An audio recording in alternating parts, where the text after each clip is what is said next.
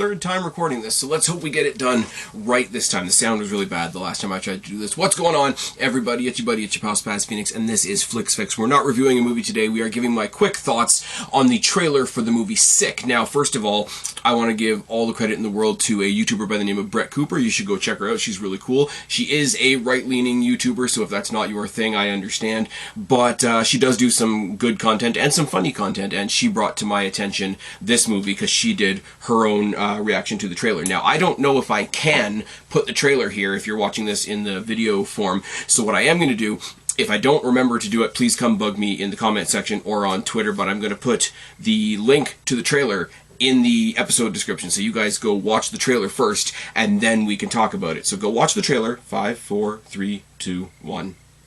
Did you watch it? Okay, good. Now, let's talk about this, because it looks like an average, everyday slasher movie. Does it not? I love an average, everyday, leave-your-brain-at-home slasher movie. I'm not going to lie. I just rewatched Halloween Ends this evening before I sat down to record for you guys, and I don't understand all the flack that it's getting, if I'm completely honest. I can do another pod or another episode talking about how I feel about Halloween Ends if you guys want. Again, hit me up on Twitter, put it in the comment section, etc. But a dumb, stupid slasher movie is good shit, and it's one of those things that's not, or at least it's not supposed to, Jordan Peele, be absolutely weighed down with serious, hateful rhetoric and bias that is designed to divide your crowd. I'm the guy that's excited that there's a 6th Scream movie coming out this year. Ghostface Goes to New York. How much fun is that going to be? So this looks like an absolute, cookie cutter. Let's all go to the cabin. Let's all go to the beach. Let's all go someplace far away where nobody can help us, nobody can save us, and I'll bet somebody loses cell phone reception in this movie. I'll just bet you.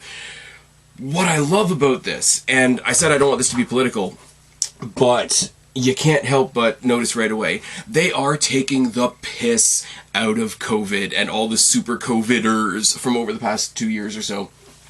They're going off. The reason that they go off to this cabin, to this resort, this lakeside property, wherever they're going, is because of COVID. So you see them in the cars, they're joking about the masks, you see them in the cabin, I'm pretty sure it's jokingly, although it's only a flash scene in the trailer, like wiping down all their food and like absolutely gagging on all the sanitizer that they have to use and the air freshener and all that kind of shit.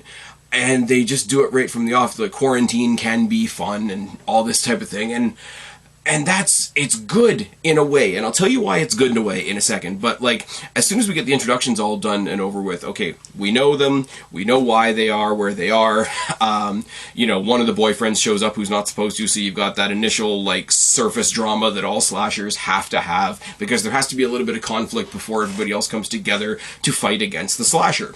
All the cookie-cutter puzzle pieces are in place for the slasher movie, and then they've stuck in this shit at the beginning. Why are they gone to begin with? Because, we're supposed to all stay apart, so let's go someplace super remote. That's awesome, because how isolated did everybody feel during COVID? No matter what side of the argument you fall on, everybody being isolated, everybody not being able to go out anywhere, everybody not being able to do anything. If you're like me, if you follow my wrestling content, you know how weird it was to watch no audience wrestling. Impact had no audience, WWE had no audience, NXT had no audience, AEW had some audience because they get to cheat because Tony Khan's got money. But we know what that's like. We know what it was like to be in our own houses, in our own, like, crowded neighborhoods and still feel like we were on our own. So to add to that the idea that that isolation is now being combined with the actual isolation of a horror movie and the actual isolation of being out in a cabin far from everybody, not only because you want to get away from the world and that's the vacation idea, but also because, oh my god, for us to hang out together we have to go so far into the world that nobody will catch us.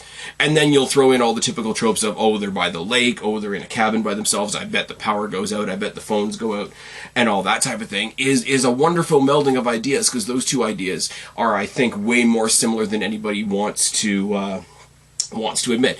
And of course you got the stinger at the end there where who I'm assuming is the final girl. I didn't see any actors that I super recognized in this either, so put it down in the box below if you recognize any of the actors, actresses. Sometimes in a slasher movie the fact that you don't know who the actors and actresses are actually a benefit, but one of the girls that I'm assuming it's a shot from near the end where she's escaping the forest, runs out onto the road, and she's begging this woman in her car to, like, you know, help get me away from this person. And of course the lady's in there fumbling in her purse for her mask and telling her that she can't let her in the car because there's, like, she doesn't have a mask on, and looking at her like, oh my god, don't you know there's COVID? You should have a mask on. I can't let you in the car. It's not safe. Which is the perfect emblem of another thing that drove me nuts during COVID. And as I say, I'm trying to keep my opinions to myself, but one of the biggest things I found very frustrating, and I'm sure a lot of people found frustrating during COVID, was the idea that the world was pretending this was the only bad thing in the world going on. I mean, cities were burning in some places. But the whole idea that, you know, COVID was the only thing going on at the time, so that was the only thing we needed to worry about. This lady's telling a girl to put a mask on while there's a serial killer ready to put a knife in her back or whatever. Now, you don't get a good shot of the killer, and if the killer's all-black outfit is capped off with a black COVID mask, I'm going to laugh my ass off. That's just something I'm going to add in right there. Now, I got to tell you that this is the first time that I've really thought about entertainment in this way since COVID, because during COVID, I couldn't... Entertainment is supposed to be an escape. Entertainment is supposed to be the thing that distracts you from how shitty the world is, and there's two very unique things that hit me during COVID. Now, the one was, okay, laugh at me if you want, I used to watch Grey's Anatomy. Grey's Anatomy is really cool. The main character is really shitty, but the rest of the characters around her were really cool. What broke me was a combination of a couple of things when they scrapped an entire season and instead rewrote a COVID season where they shoved COVID in your face, they made absolute heroes out of the rioting terrorists that were going around in 2020, and for some reason they tied it all back to 9/11, which was just heavy upon heavy upon heavy, and I don't need this in my life, so I stopped watching the show. The other thing, and the very first thing I remember about my entertainment being affected during COVID, right at the beginning, was I used to watch The Walking Dead. As you guys know, I tried to get a Walking Stuff and Dead Things review series going up and off the ground with my buddy Bird, who, and that really didn't get up off the ground for more than, like, half a season, I think.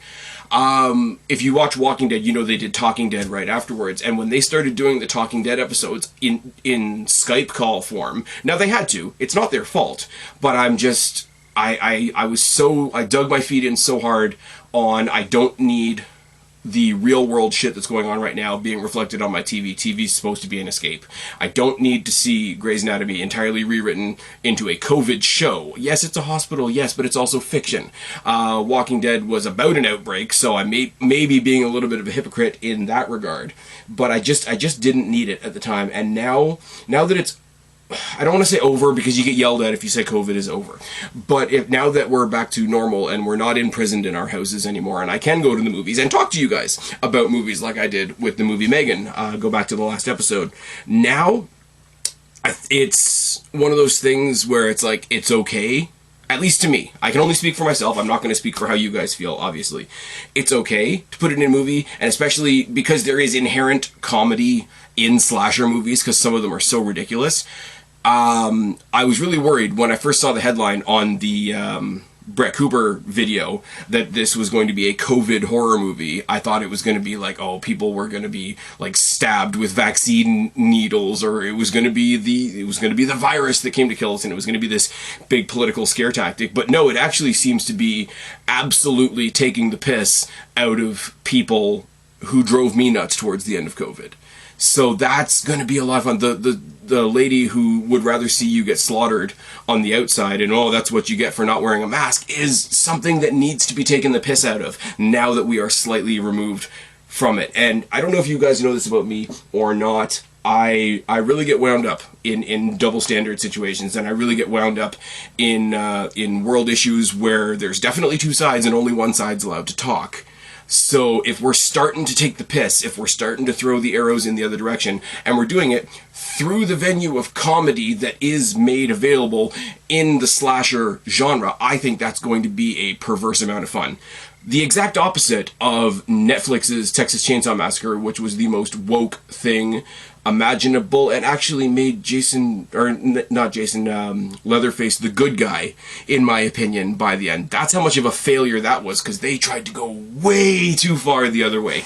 This looks like it's going to take the jabs, pun intended, at all the people that absolutely need them. So, I've spoken for way too long. Go check out the trailer, listen to what I've had to say, let me know what you have to say down in the box below. Are you going to watch this? And the last thing I'm going to ask you guys, because I'm in Canada, because I don't have Peacock, and because you can't access Peacock here without doing like VPN shit that I know nothing about, if you know of anywhere where I can actually watch this movie up here in Canada, please let me know. Please put it down in the comment section below. Please hit me up on Twitter at SpazPhoenix.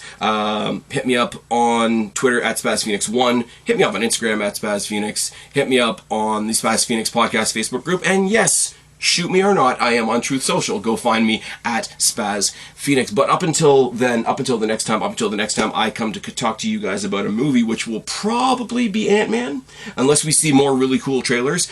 I've been Spaz. This has been Flix Fix. Subscribe up there, talk down there, start a conversation. Keep all these conversations going. Don't be a stranger. I will talk to each and every last one of you later. But for right now, I will talk to you guys later. Bye.